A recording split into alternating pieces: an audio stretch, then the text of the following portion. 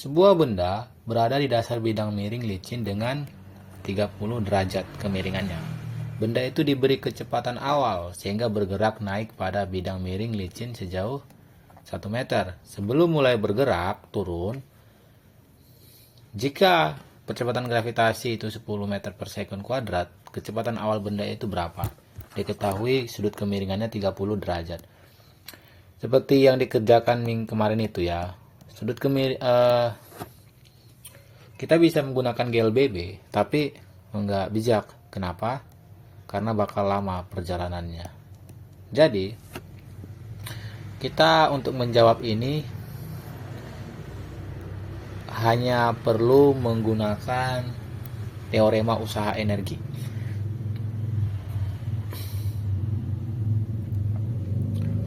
Oke, kita gambarkan dulu.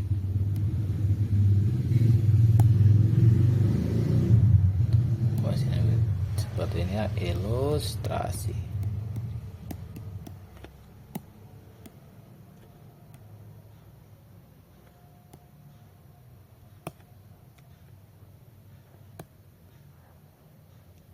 Seperti itu ya. Awal mula si baloknya kan di sini ya, di dasar. Kemudian naik ke atas sejauh 1 meter. 1 meter. Di sini itu theta. Kemudian dia ada gaya berat ya, baloknya. Nah, gaya beratnya itu punya komponen pada sumbu X dan pada sumbu Y.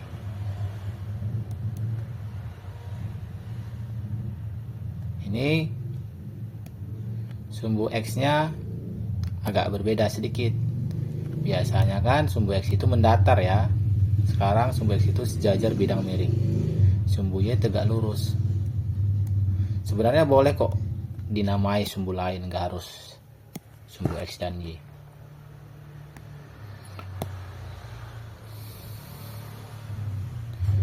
Pada awal mula kecepatan baloknya itu V0.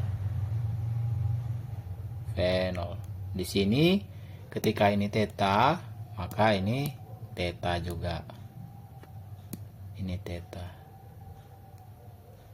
Nah, di sini tetanya itu berada di samping si WY. Berarti WY-nya cos. Sebaliknya, WX-nya itu adalah sinus theta. W sinus theta. Di mana W itu massa kali gravitasi dikali sinus tetanya 30 derajat. Masukkan semua, M dikali 10 dikali setengah atau 5M. Sekarang kita menggunakan teorema usaha energi untuk mencari ya. Teorema usaha energi. Sebelum kita mencari menggunakan teorema usaha energi, kita harus sadari dulu di sini ketika dia mencapai 1 meter, baloknya itu bergerak turun. Berarti bisa dikatakan ya, ketika di sini terjadi titik balik yang dia awal mula bergerak ke atas tiba-tiba ke bawah. Nah, berarti di momen itu kecepatannya itu atau VT lah kita namakan, itu adalah 0 di momen dimana dia mau turun. Jadi kan dia pertama naik, kemudian di sini yang harusnya dia bergerak ke atas, di sini dia turun bergerak ke bawah. Jadi di sini itu momen dia berbalik arah. Jadi momen berbalik arah itu kecepatannya 0. Sehingga langsung kita gas ya. Kita buat jawab di sini. Jadi menggunakan teorema usaha energi, di mana teorema itu seperti ini, usaha sama dengan delta EK. Nah, di sini usaha itu adalah gaya dikali perpindahan. Teman-teman harus ingat, usaha itu ada dua jenis, positif dan negatif. Ini adalah, di konteks ini usahanya usaha apa, Kak? Usaha negatif. Kenapa? Karena gayanya ke bawah, gaya beratnya ya si WX, dan si fenolnya ke atas. Sebelumnya kita bahas dulu deh F kali delta S. F itu apa sih? Gaya. Delta S ya perpindahan. Nah, tetapi di sini ada konteks yang harus dipahami. F dan delta S itu harus sejajar. Dimana di sini delta S-nya ini ya. Ini kita ganti dengan ini. Ini delta S ini ya, ada typo. Nah, sebenarnya tadi S juga nggak apa-apa sih. Cuman biar konsisten kita namakanlah delta S. Delta S itu perpindahan, S itu jarak tempuh. Tetapi ketika dia bergerak lurus seperti ini ke atas, ya kan, dia nggak balik lagi ke bawah. Dia memang balik ke bawah, cuman yang kita pandang itu kondisi dia dari bawah ke atas ya. Jadi jarak tempuhnya itu sama dengan perpindahan nilainya. Nah, di sini F dan delta S itu harus sejajar. Nah, perpindahannya itu 1 meter ke atas. Sejajar bidang miring. Gaya apa yang sejajar bidang miring? Si WX. Si WX ini berlawanan arah dengan arah gerakan si fenol. Kalau kita gambarkan si WX juga ada di sini ya. Nah, si WX juga ada di sini. Nah, si WX ini berlawanan arah dengan gerakan si baloknya. Baloknya kan gerak ke atas, atau bisa dikatakan fenolnya kan ke atas, si WX ke bawah. Nah, ini usaha negatif. Jadi selama perpindahannya berlawanan arah dengan gayanya, itu usaha negatif. Ini kan perpindahannya kan ke atas nih, gayanya ke bawah. Lalu kita sebutlah si WX ini membuat balok ini mengalami usaha negatif. Jadi minus WX dikali delta S. Jadi minus 5M dikali 1 atau minus 5M. Sehingga minus 5M EK2 dikurang EK1. Dimana pada saat dia mencapai 1 meter itu kan kecepatannya 0. Jadi EK2 nya habis. Ini minus 5M minus 1/2 M V 0 kuadrat. Minus dengan minus coret ya. M dengan M coret. Tersisa 5 dan 1/2 V0 kuadrat.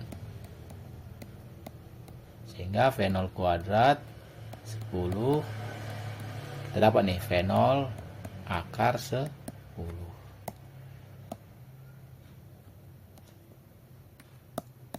Seperti itu. Oke. Nomor 3 sekarang. Sebuah balok ditarik vertikal ke atas dengan tali pada kecepatan tetap 1 meter per sekon. Ketika posisi bola 4 meter di atas lantai, tali putus.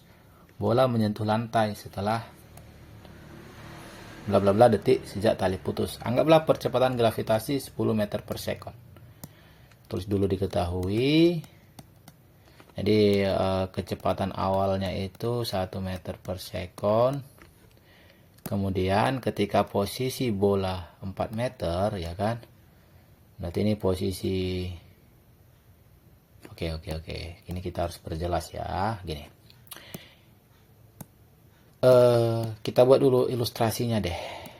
Jadi ini tanahnya, tali itu tidak menggenggam, tidak mengikat bola lagi setelah 4 meter. Setelah 4 meter. Jadi misalnya ini kita buat koordinat ya biar enak seperti ini.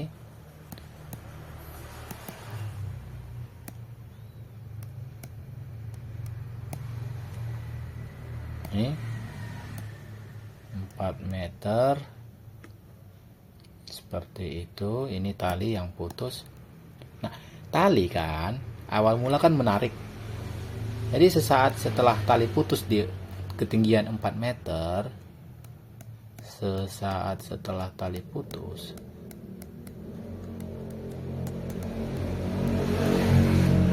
itu kecepatannya si bola itu sama dengan sesaat sebelum tali putus, atau bisa dibilang sama dengan kecepatan tarikan si tali yang awalnya itu 1 meter per second. Dimana kan dia menarik ke atas. Jadi kecepatan awalnya ketika di posisi 4 meter itu adalah 1 meter per second.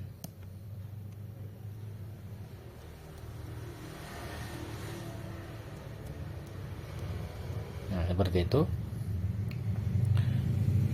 Kemudian, berapa waktu yang dibutuhkan tali untuk jatuh ke bawah?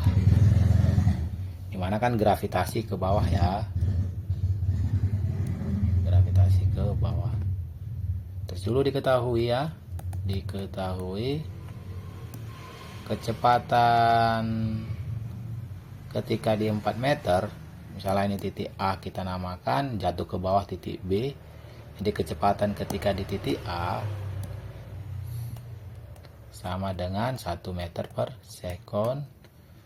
Ketinggian awalnya atau kita sebut HA boleh ya, sama dengan 4 meter. Kemudian di sini ketika dia jatuh ke tanah kan HB-nya itu ketinggian di tanah itu 0. Lalu gravitasinya ini 10 meter per second kuadrat. Nah, langsung kita jawab ya. Ditanya waktu, kita bisa menggunakan rumus keempat dari GLBB. Dimana di konteks ini kecepatan rumus keempat ya, berarti delta H sama dengan V, kecepatan awal ya. Jadi kan dia gerakannya dari A ke B ya. Gerakannya itu dari A, kemudian geraknya ke B.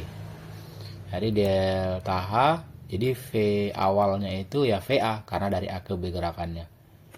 Atau gini kakak buat.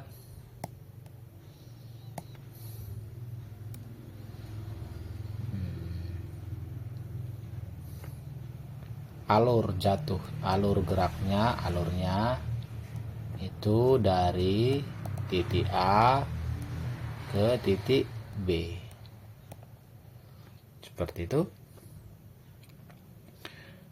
Lalu kita buat yang kedua, aturan tanda.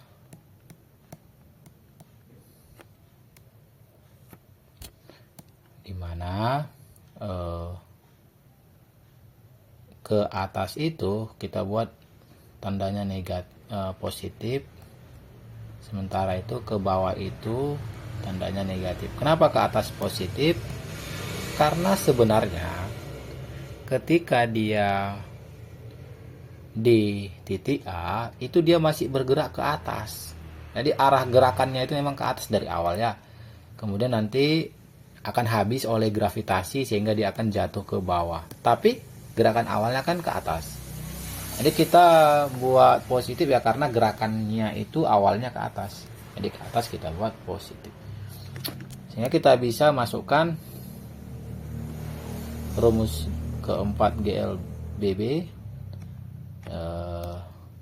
Delta H sama dengan V1. Di sini kecepatan awal itu VA dikali T. Nah,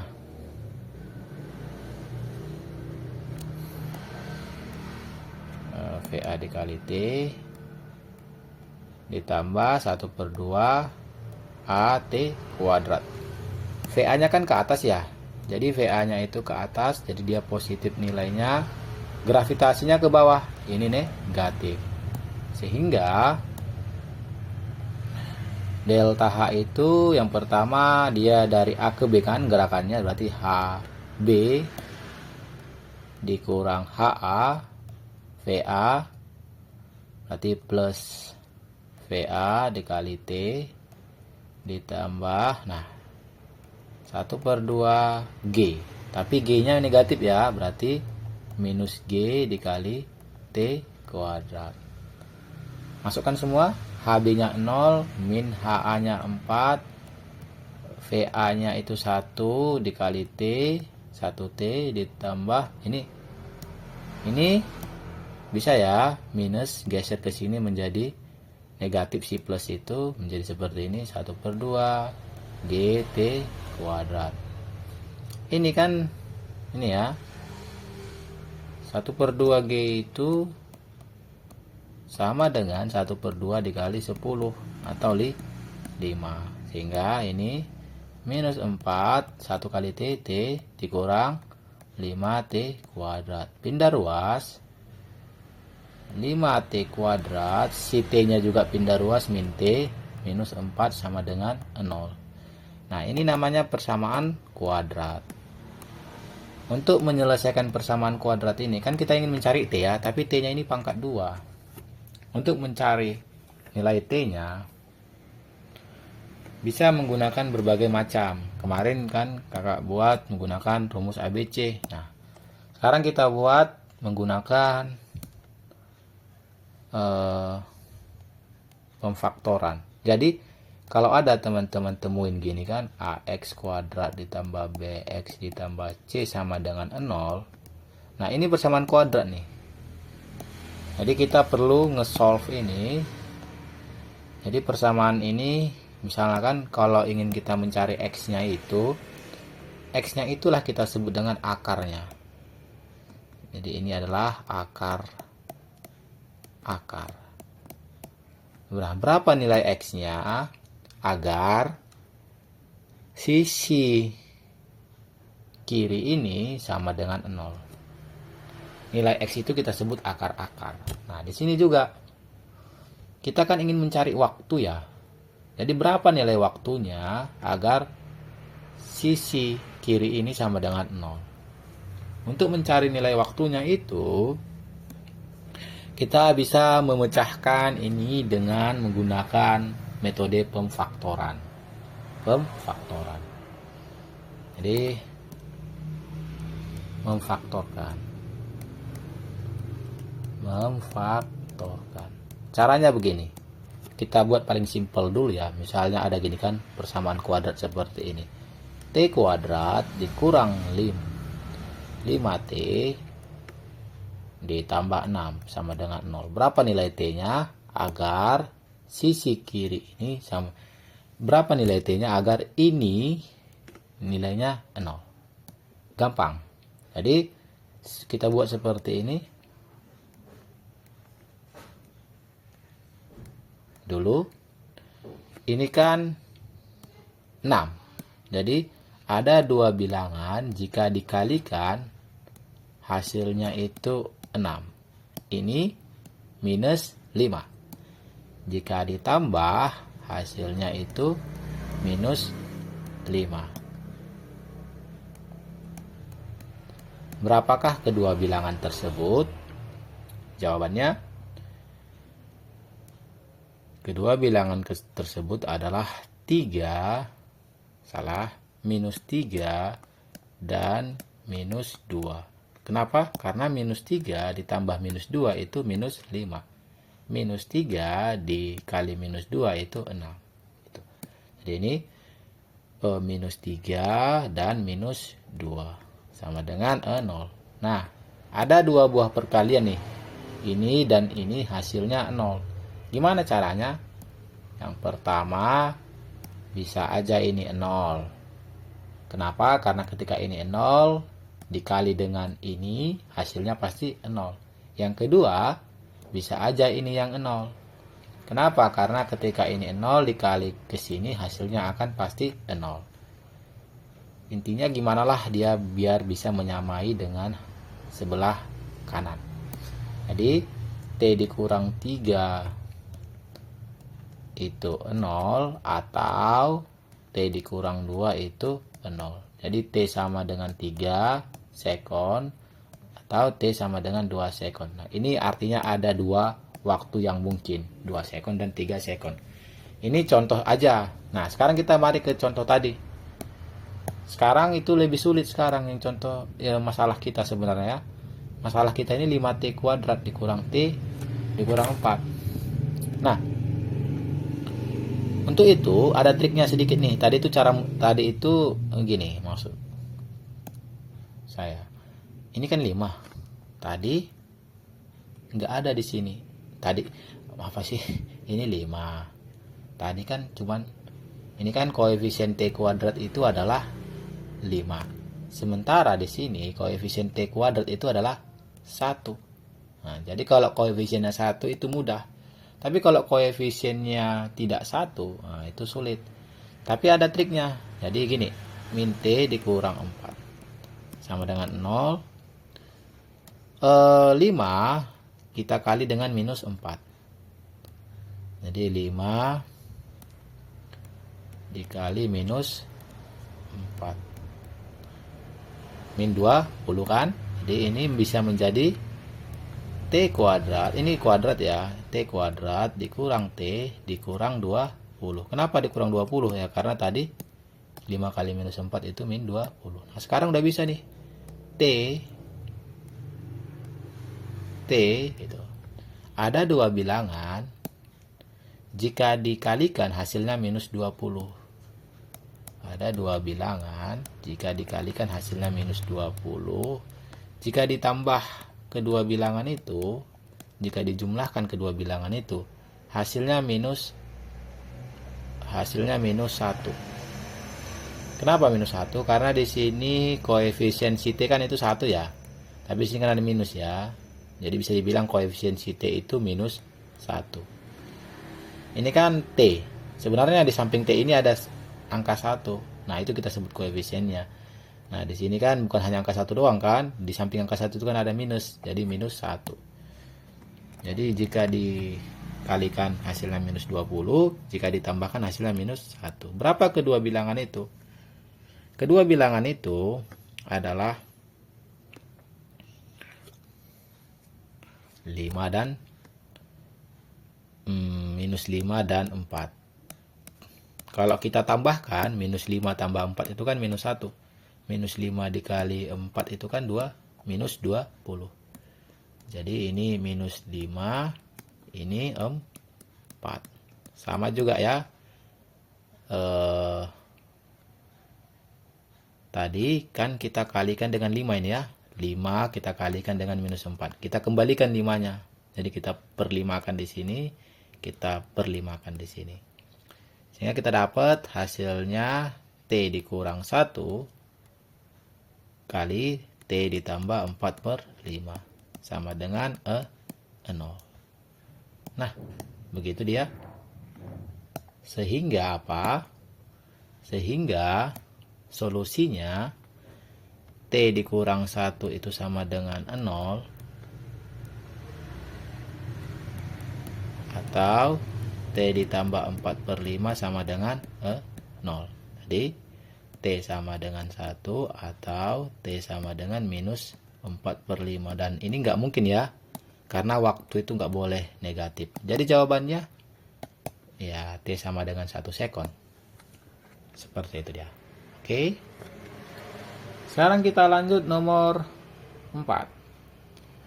Sebuah balok bermasa 5 kg. Sudah diketahui ya, masa baloknya 5 kg. Diletakkan di atas lantai kasar dengan koefisien gesek kinetik muk 0,2. Jadi di sini koefisien gesek kinetiknya mukanya itu 0,2. Jika balok ditarik dengan gaya mendatar sebesar 20 Newton,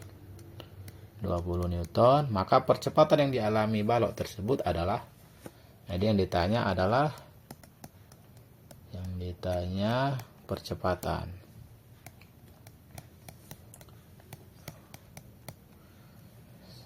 Sini kita harus cari terlebih dahulu nilai dari gaya normal. Masih ingat kan singkatnya gaya normal sama dengan massa dikali gravitasi.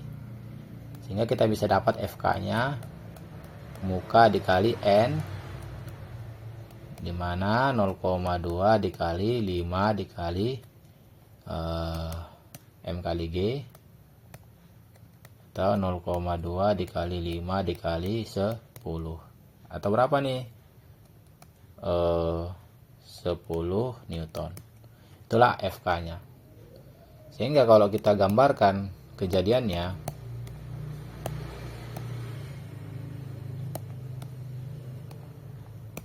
ketika misalnya didorong dia ke kanan 20 Newton, dia akan ditanya itu percepatan ya. Jadi gaya gesek yang bekerja pada lantai ke balok itu adalah gaya gesek kinetis. Kalau ditanya percepatan kan berarti dipercepat. Jadi gaya geseknya itu gaya gesek kinetis. Sehingga total gaya yang dialami. Nah, untuk mencari percepatan gini aja langsung ya. Gini aja langsung. A sama dengan sigma F. Nah, ini kan gerakannya ke kanan. Jadi itu sigma Fx dibagi M-nya si balok di F dikurang FK dibagi M. F-nya itu 20, FK-nya 10, M-nya 5. Jadi kita dapat percepatannya 2 meter per second kuadrat. Oke. Lanjut nomor 5. Sebuah benda bermasa 2 kg jatuh bebas dari ketinggian 10 meter di atas tanah.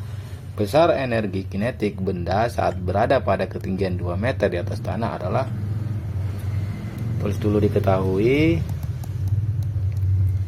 massa balok 2 kg, ketinggian awalnya itu 10 meter, ditanya energi kinetik ketika ketinggiannya itu 2 meter. Di sini jatuh bebas, jadi kecepatan awalnya itu 0.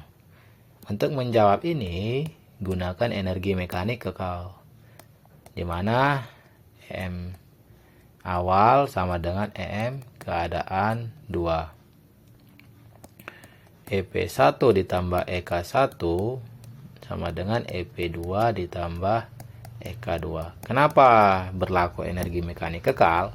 Karena gaya yang bekerja itu gaya gravitasi. Jadi selama gaya yang bekerja itu gaya konservatif, yaitu gravitasi sama pegas, maka energi mekaniknya akan kekal.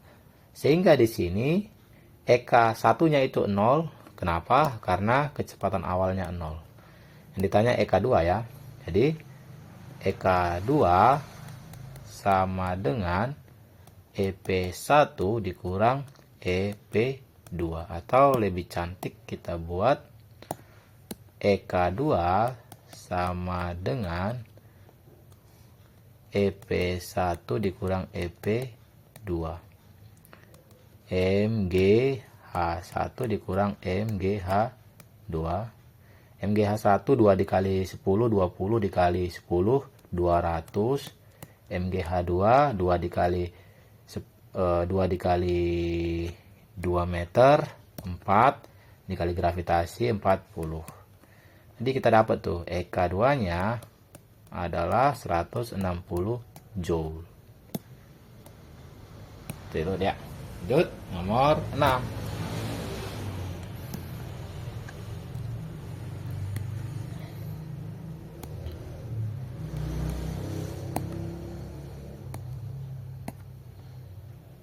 Sebuah mobil mula-mula bergerak dengan kecepatan 10 direm hingga berhenti menempuh jarak 25 meter. Waktu yang dibutuhkan mobil sejak pengereman hingga berhenti adalah. Oke, jadi di sini tulis dulu diketahui kecepatan awalnya itu 10 meter per second. Mobil tersebut direm, jadi kecepatan akhirnya itu 0. Jarak yang ditempuh itu 25 meter. Yang kedua, waktu yang dibutuhkan. Jadi ditanya itu waktu yang dibutuhkan ya, hingga dia diam. Atau bisa dibilang kecepatan akhirnya 0. Langsung kita jawab.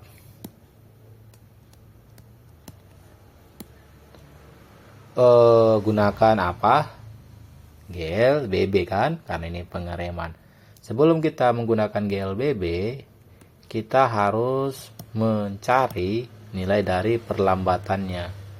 Jadi perlambatan delta V per delta T, V2 dikurang V1 dibagi delta T nya waktu tempuhnya, berarti T V2 nya itu 0, V1 nya minus V1 nya 10 dibagi T. Jadi perlambatannya itu min 10 per T. Habis dari situ bisa menggunakan GLBB. Yang rumus keberapa? Ditanya waktu. Rumus keempat berarti ya.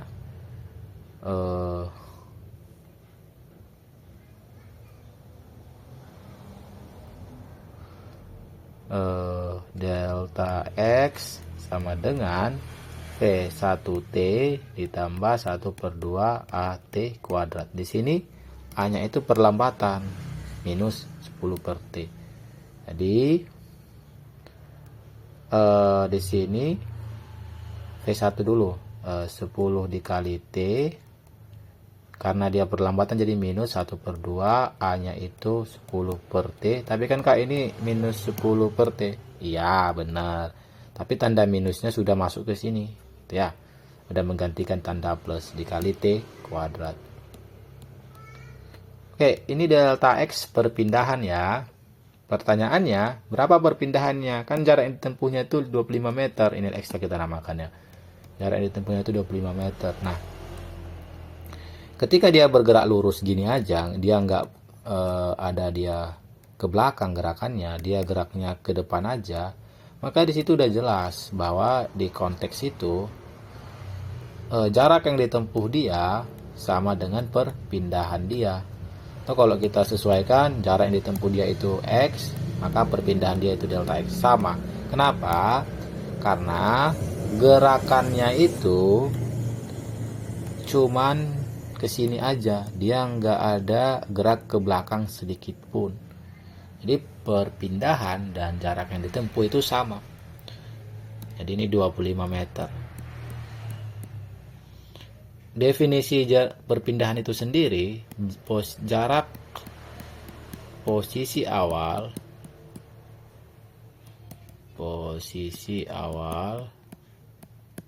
ke posisi akhir.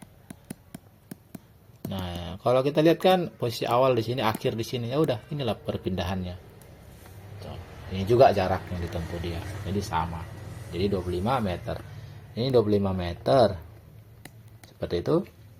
Maka 10T, ini T kuadrat ya, bisa coret ya 1T-nya dengan ini.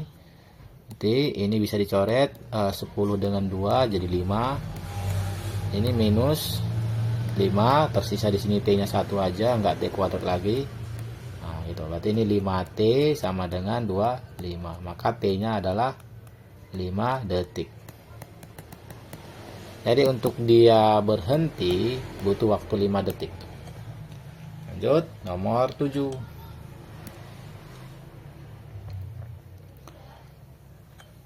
Sebuah benda meluncur turun pada bidang miring licin yang membentuk sudut 30 derajat terhadap horizontal. Jika percepatan gravitasi 10, maka percepatan benda tersebut saat meluncur adalah...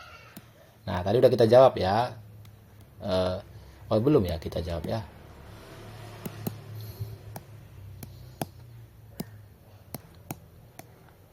Ketika kita bicara bidang miring, ini ya,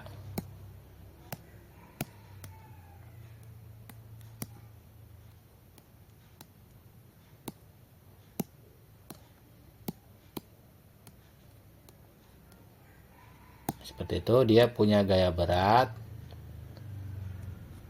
Gaya beratnya ini punya komponen X dan punya komponen Y. Nah, yang membuat dia gerak ke bawah itu si WX. Sebelum itu ini theta misalnya, maka ini otomatis theta. Dimana WY itu berada di sampingnya si theta. Jadi WY-nya itu cos. Sebaliknya, WX-nya itu adalah sinus theta. Dimana W itu gaya berat. Jadi, M kali G dianya. M kali G sinus 30 derajat. Berapa tuh? M dikali 10 dikali setengah berarti 5M. Itulah WX nya.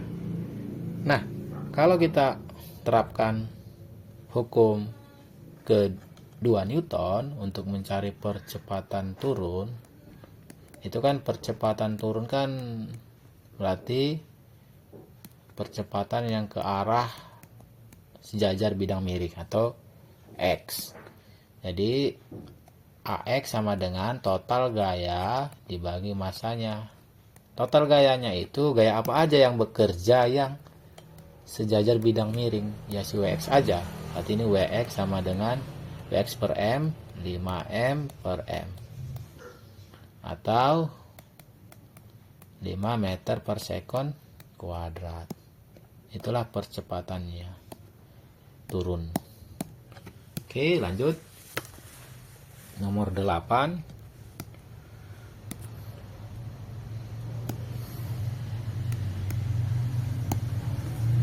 Seseorang mendorong lemari dengan gaya tetap 50 Newton sejauh 4 meter. Jika gaya tersebut membentuk sudut 60 derajat terhadap arah perpindahan, maka usaha yang dilakukan orang tersebut adalah berapa joule. Kita gambarkan baloknya, kita gambarkan gaya yang memberi. Ini nggak jelas ya, membentuk 60 derajat ini gayanya itu ke atas atau ke bawah. Jadi berarti anggapannya bebas ya, berarti boleh ke sini. Kemudian 60 derajat itu katanya terhadap arah perpindahan. Ketika kita berlogika kan, ada gambar seperti ini. Gitu. Gambarannya seperti ini ya. Jadi kalau kita dorong benda dengan gambar seperti ini, otomatis perpindahannya itu ke sini dong. Nah, gitu ya. Dimana si F itu membentuk sudut 60 derajat terhadap perpindahan. Perpindahannya itu mendatar. Berarti sudut yang dibentuk si F dengan arah perpindahan yang mendatar itu 60 derajat. Jadi ini dia. Nah, dimana kalau kita mencari usaha itu kan F kali delta S ya. Dimana F dan delta S ini harus sejajar. Jadi bukan gaya F ini yang akan kita pakai, melainkan gaya yang sejajar dengan perpindahannya. Perpindahannya itu mendatar, jadi gaya yang mendatar yang kita perlukan. Di mana si F ini punya komponen, ada yang namanya Fx dan ada yang namanya Fy. Fy ini enggak berkontribusi untuk memberikan perpindahan. Kenapa? Karena perpindahannya sejajar. Cari gaya yang sejajar, si Fx. Jadi di konteks ini si F itu adalah si Fx. Jadi Fx dikali delta S. Seperti itu. Perpindahannya itu 4 meter. Pertanyaannya si Fx-nya berapa? Kalau si F-nya itu 50 Newton ya. Ini kan F-nya 50 Newton. Berapa si F-nya? Berapa si Fx-nya? Nah, Fx dia kan berada di samping sudut. Jadi Fx itu adalah cos. F cos 60 derajat. Atau F-nya 50 Newton, cos 60 derajat setengah. Berarti 25. Sehingga 25 dikali delta S-nya 4 meter. Berarti usahanya adalah 100 joule. Seperti itu caranya dia. Oke, lanjut nomor 9.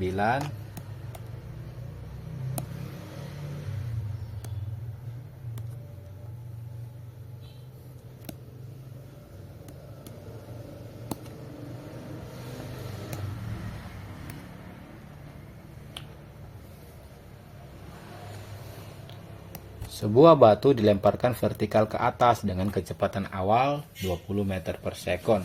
Tinggi maksimum yang dapat dicapai batu tersebut berapa meter? Tulis dulu diketahui. Kecepatan awalnya itu 20 meter per sekon. Tinggi maksimum yang dicapainya berapa? Ditanya Hmax ya kan? Hmax. Jadi ketika dia membentuk, dia nggak membentuk apa ya. Jadi gambarannya seperti ini ya. Jadi jawab, gambarannya seperti ini. Ada batu nih kan, dilemparkan ke atas dengan kecepatan awal 1. Jadi tinggi maksimum itu tinggi tertingginya, ketinggian yang paling tinggi yang bisa dicapai dia, misalnya titik A lah, titik B lah kita namakan.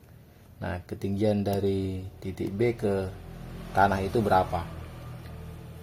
Sebelum itu, kita harus tahu dulu ada gravitasi ke bawah. Nah, di sini ketika dia mencapai Hmax, itu kecepatannya di titik Hmax itu, di titik tertinggi itu adalah 0. Seperti itu dia.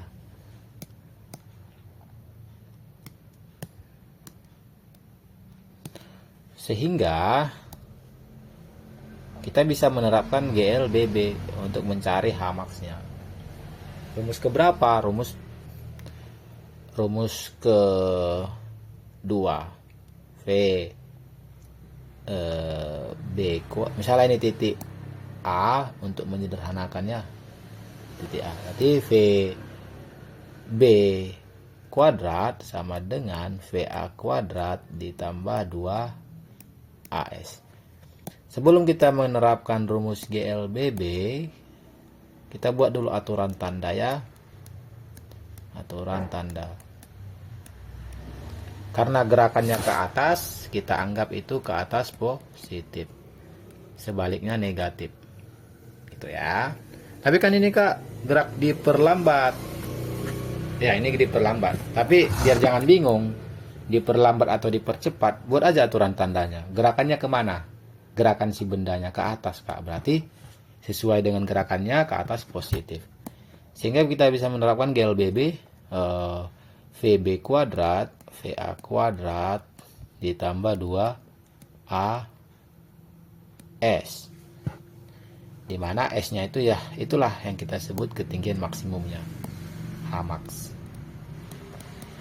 Nah, VB kuadrat itu 0 karena di saat dia mencapai Hmax ketinggiannya 0. VA kuadrat itu ini V1 ya, kita buatlah ini VA.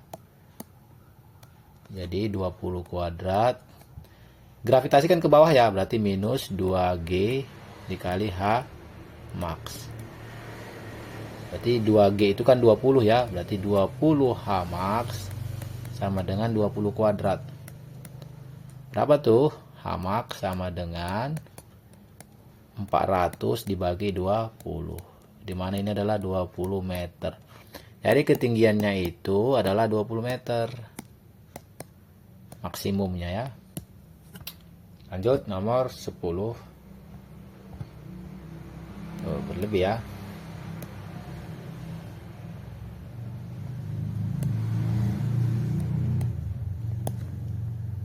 Dua buah benda masanya masing-masing 2 dan 3 kg dihubungkan dengan seutas tali melalui katrol licin. Jika dilepaskan dari keadaan diam, besar percepatan kedua benda tersebut.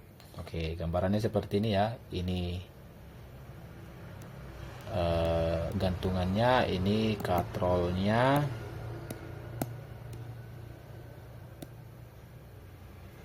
Seperti itu talinya.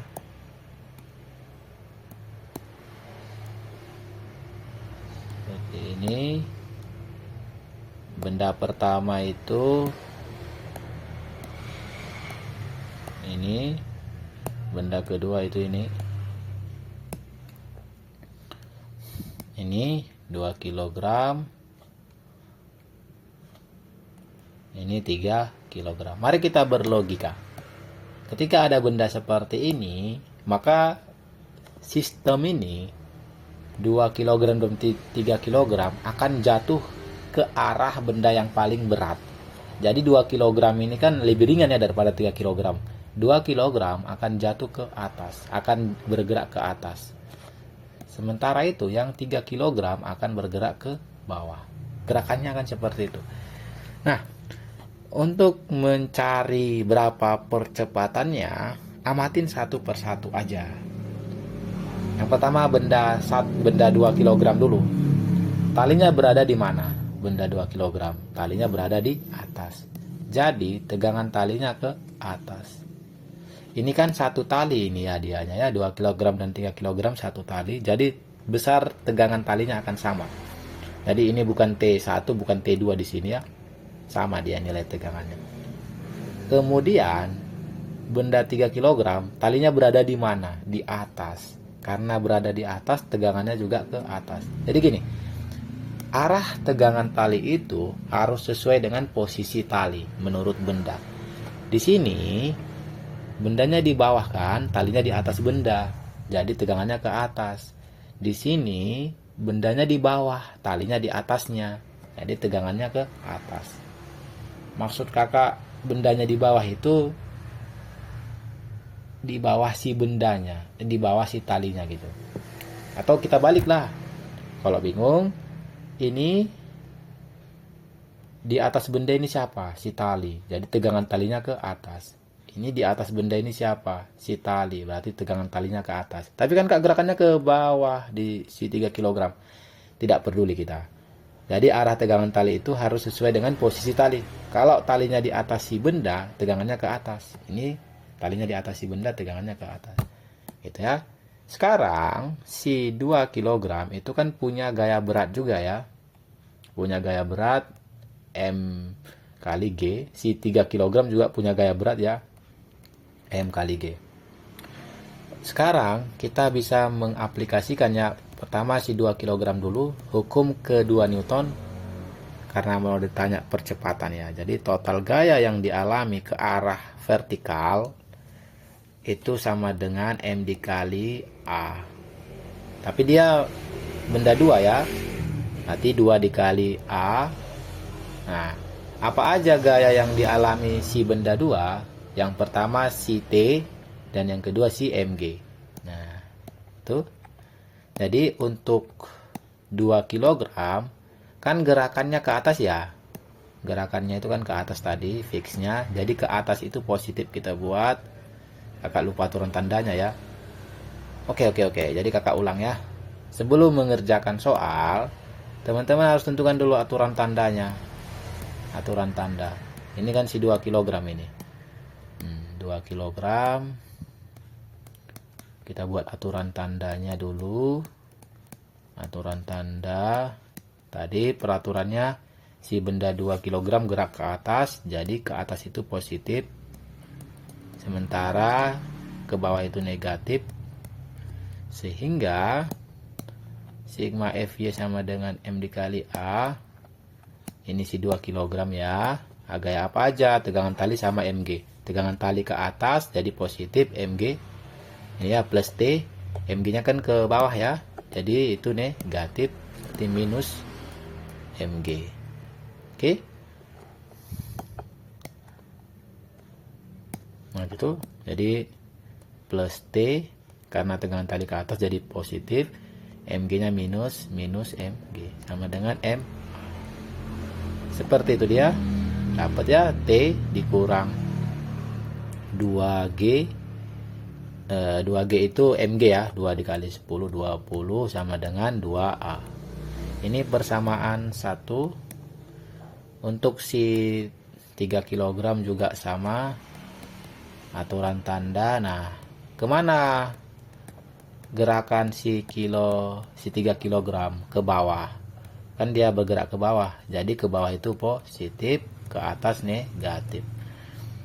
Total gaya yang dialami si ininya, gaya gravitasi ini M kali A ya. Gaya apa aja yang bekerja? Gaya tegangan tali sama si Mg. Ke bawah positif, berarti si Mg positif di sini ya. karena si MG ke bawah. Jadi plus MG, si T-nya ke atas minus T. Sama dengan M dikali A. M-nya itu 3 kg, berarti 3 kali G, 30 dikurang T sama dengan 3A. Ini persamaan kedua. Untuk mencari percepatannya, teman-teman bisa menjumlahkan persamaan ke-1 dan persamaan kedua.